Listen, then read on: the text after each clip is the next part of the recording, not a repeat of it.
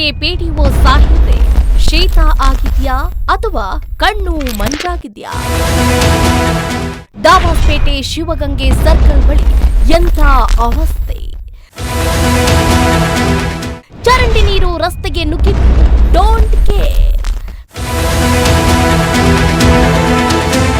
PDO ಅಧಿಕಾರಿಯ ನಿರ್ಲಕ್ಷ್ಯ, ಜನರ ಹಿಡಿಶಾಪ.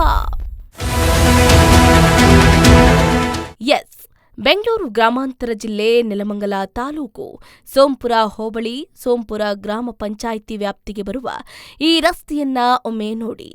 ಚರಂಡಿ ಕೆಲಸ ಸತತ 3 ದಿನದಿಂದ ಸಾಗ್ತಾ ಇದೆ.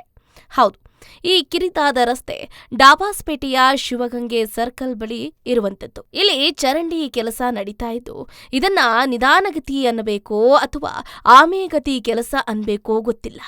ಮೇಲ್ನೋಟಕ್ಕೆ ಕೆಲಸ ನಡೀತಾ ಇದೆ, ಆದ್ರೆ ರಸ್ತೆ ತುಂಬೆಲ್ಲ ಕೊಳಚೆ ನೀರು ಹರಿತಾ ಇದೆ. ಇದೇ ರಸ್ತೆಯಿಂದ ದಕ್ಷಿಣ ಕಾಶಿ ಅಂತ ಹೆಸರಾಗಿರುವ ಶಿವಗಂಗೆ ಬೆಟ್ಟಕ್ಕೆ ಹೋಗುವ ದಾರಿ ಇದಾಗಿದೆ. ಪವಿತ್ರ ಸ್ಥಳಕ್ಕೆ ಹೋಗುವ ಮುನ್ನ ಕೊಳಚೆ ನೀರನ್ನ ತುಳಿದುಕೊಂಡು ಹೋಗುವ ಗತಿ ಇದೆ.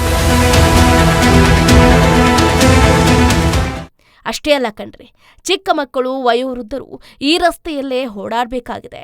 ಮಕ್ಕಳು ಶಾಲೆಗೆ, ವಯೋವೃದ್ಧರು ಅವರವರ ಕೆಲಸಗಳಿಗೆ ತೆರಳಬೇಕಾದ ಸಂದರ್ಭದಲ್ಲಿ ಸ್ವಲ್ಪ ಯಾಮಾರಿದ್ರೂ ಕೂಡ ಕೈಕಾಲು ಮುರಿಯೋದು ಪಕ್ಕ. ಇನ್ನು ಇದೇ ರಸ್ತೆಯಲ್ಲಿ ದೊಡ್ಡ ದೊಡ್ಡ ವಾಹನಗಳು ಅಂದ್ರೆ ಲಾರಿ ಆಗಿರ್ಬೋದು, ಟೆಂಪೋ ಆಗಿರ್ಬೋದು ಓಡಾಡುವಂತಹ ಸಂದರ್ಭದಲ್ಲಿ ಇದೇ ರಸ್ತೆಯಲ್ಲಿ ಕೊಳಚೆ ನೀರು ಬೈಕ್ ಸವಾರರಿಗೆ ಸಿಡಿದು ಗಲಾಟೆಗಳು ಕೂಡ ನಡೆದಿರುವ ಸಂದರ್ಭ ಒದಗಿದೆ. ಇದೆಲ್ಲದಕ್ಕೂ ಯಾರು ಜವಾಬ್ದಾರಿ? ಡಾಬಾಸ್ಪೇಟೆ ಪಿಡಿಒ ಸಾಹೇಬ್ರೆ, ಯಾಕಿಷ್ಟು ಮೌನ? ಡಾಬಾಸ್ಪೇಟೆ ಗಬ್ಬೆದ್ದು ನಾರ್ತಾ ಇದೆ, ಒಮ್ಮೆ ಗಮನವನ್ನ ಹರಿಸಿ.